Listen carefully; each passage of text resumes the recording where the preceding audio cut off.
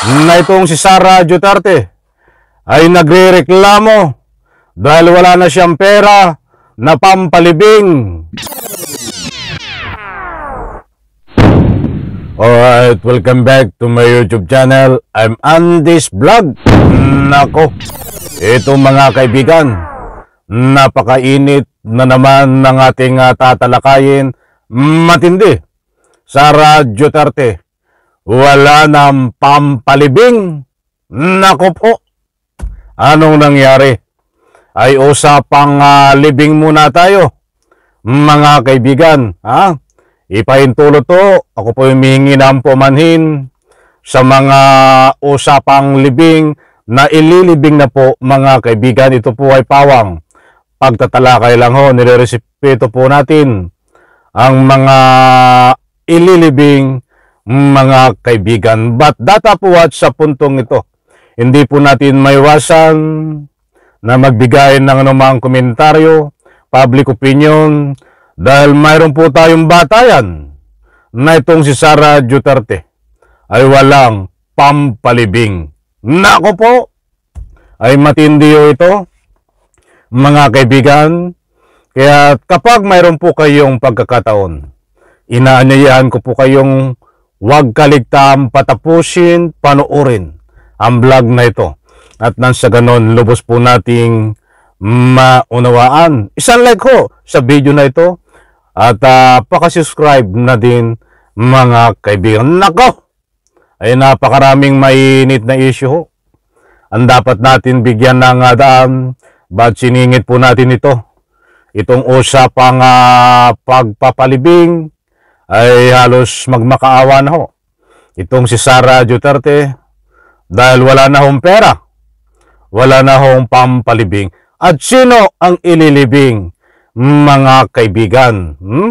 Talagang marami ang nagtatanong kung ano po ang nakapaloob dito, dahil mismong galing na kay Sara Duterte na wala silang pera, walang pampalibing. Kawawa naman ang mga ililibing kung hindi ho maililibing. Bigyan po natin ng respeto ang mga kapwa natin na ikang yumao, dahil dapat mabigyan po talaga ng matiwasay, mapayapa na libing yan hanggang sa huling hantungan nila. But dito ho ang matindi, wala ngang pampalibing si Sara Duterte, kaya hindi mailibing. Nako ho, ito, shoutout po sa lahat, mga mahal kong taga-subaybay. Ito po. Inanunsyo ng Office of the Vice President na hindi na maipagpapatuloy ng OBP ang Medical at Burial Assistance Program nito ngayong 2025 dahil walang nakalaang pondo para rito sa General Appropriations Act. Noong 2024 ayun pala naman, mga kaibigan. Hindi na maipagpapatuloy itong burial na libre na pagpapalibing ni Sara Duterte. Kaya pala ang sabi niya ay wala na siyang maipagpalibing. Ibig sabihin ay wala hong pera, mga mahal kung taga-subaybay. Maliwanag ko dito. Ibig sabihin nun na hindi siya binigyan ng pundo para pagpalibing. Ayan po ang lumalabas, mga kaibigan. Lilinawin po natin yan. Tapusin po natin dahil dito ho ay marami pa nating matutuklasan. Talagang wala ng pera si Sara Duterte. Halos magmakaawa na Walang pampalibing, walang pamasahe, mga mahal kung taga-subaybay. Hindi makasakay ng jeep si Sara Duterte dahil walang pamasahe.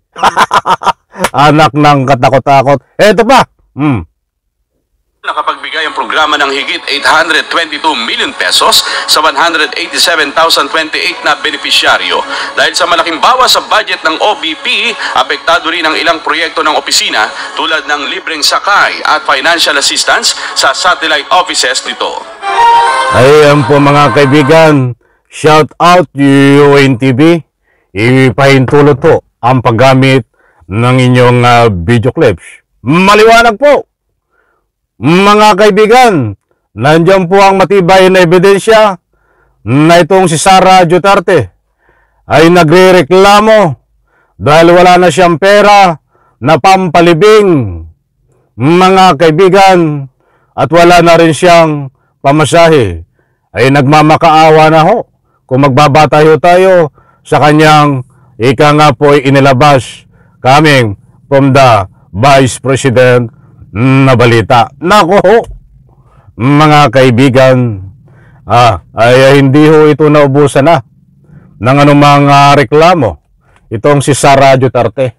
Ito na naman po ang lumalabas. Kita niyo ho, ay matinding reklamo niya na wala na siyang pampalibing. Kung magugunita niyo po mga mahal, kung taga-subaybay, dapat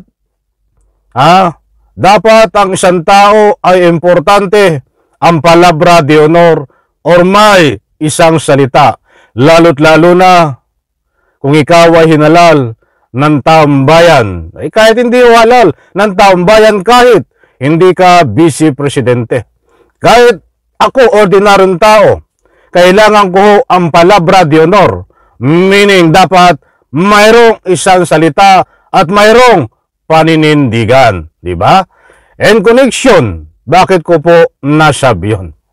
Sino po ang nakakaalala dito sa sinasabi ni Sara Duterte noong taong 2024 bago magtapos ang taong 2024? Ipinagyayabang niya sa taong bayan tuwing magpipress conference siya na ang sinasabi niya, patuloy na magtatrabaho, patuloy na magsisilbi ang siya kasama ang office of the Vice President. Kahit walang pundo, kahit walang pera, ang pinatutungkulan niya dahil kinaltasan ang budget niya na nagiging sanhi po ng korupsyon, kaya kinaltasan, hindi namang kapaki-pakinabang. Bakit po natin na muling nahalongkat yun? Ngayon ay maliwanag na si Sara Duterte ay ayaw na magtrabaho, ayaw na, wala na daw siyang pangpalibing, wala na siyang pera na libre sakay, wala nang pamigay na pera. Bakit hindi mo panindigan ang sinasabi mo na patuloy kang magtatrabaho kahit walang pundo? Ay style mo lang naman yun eh. Style mo lang wala kang pera eh. Style mo lang wala kang pundo eh. Hindi na po galing sa amin yon. Kaya lang kami nagkakaganito na nagbibigay ng ilang reaksyon, public opinion, dahil meron po kaming pinagbabatayan, Sara Duterte, na lumalabas sa iyong bunganga na nagyayabang ka na ikaw ay patuloy na magtatrabaho. Tapos ngayon magrereklamo ka, sasabihin mo walang pundo. Deserve mo na hindi ka bigyan ng pundo diyan, dahil yan ang pinagmumulan ng korupsyon. Imbes na tumulong ka, instead sa halip na tumulong ka sa ibang bagay, yung hindi pagmumulan ng korupsyon, ay hindi nakatuto ka pag pera ang usapin. Nakatuto ka dyan sa pera pag pera ang usapin. That's why diyan sa burial na yan ay pera ang usapin, sa libre na ikangaho na pagpapalibing. Baka sabihin mo, ang ginasto sa pagpapalibing ay ganito, 10 piso. Pero piso lang ang ginastos. That is my public opinion. Kaya nabanggit ko ho, deserve mo na hindi ka bigyan ng pundo diyan dahil yan ang pinagmumulan ng korupsyon. Hindi bobo ang ating kasalukuyang Pangulong Bongbong Marcos. Hinarang niya, nireview ang mga nakasaad na dapat bigyan ng budget, kung hindi nararapat ay dapat tanggalin. Iyan po ang nangyari, yan ang good result ng pag-review ng ating mahal na Pangulo sa pamamagitan ng binito niya ang anumang budget nitong ika nga po'y inaprubahan niya. Kasama ka doon, dapat talagang hindi ka bigyan. Ito ba'y hanap patay o hanap buhay? Baka ikaw ay tuwan-tuwa kapag mayroong ililibing Sara Duterte. That is my public opinion. Dahil ikaw ay magbibigay ng libreng-libing. Doon sa libreng-libing na yon ay nakapaloob kung magkano ang para sa'yo. That is my public opinion. Para sa'yo, libing na ito, magkano ang akin, kaya't natutuwa ka. Siguro, kapag mayroong ililibing. That is my public opinion. O, karapatan po natin magbigay ng anumang public opinion. Sabi nga nung iba kapag ganyan, marami nagbibigay ng anumang public opinion, natutuwa sila kapag mayroong ililibing dahil diyan nga magmumula at diyan nila makukuha itong tinatawag na kutong nila, mga kaibigan. Maraming salamat, pagpalain po tayo lahat. Any reaction, dito po sa comment section, inanyayahan ko po kayong magbigay ng anumang public opinion. Bye-bye, palapakan.